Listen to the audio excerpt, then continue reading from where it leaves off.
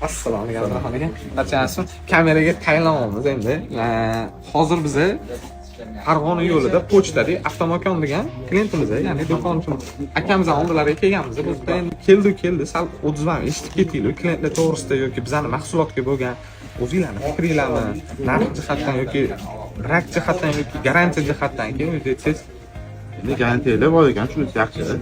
Klient so'rayotgan bemalol garantiya bor, betolik. Masalan, bak chiqib qoldi, bitta tunadi, uni ham joyida hal bo'ldi, muammosi.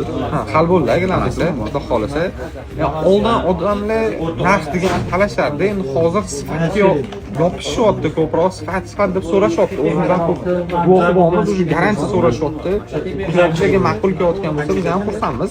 Tovarlarimiz qaysi bir yaxshi ketyapti, yaxshi o'tib qoldiryapti sizlarga klientlardan. Buninglar hozir yaxshi ketyapti. Sezon bo'lganiga ham ana muammosi yo'q. Yaxshi hammadan muammo qilmadi. Ma'lumot o'rnida aytib ketaman, bizani sotayotgan dvorniklarimiz GM avtomobillari yoki Inmark yoki Xitoy avtomobillariga ham barcha turdagi avtomobillarga to'g'ri keladigan kreplenalar bilan chiqadi.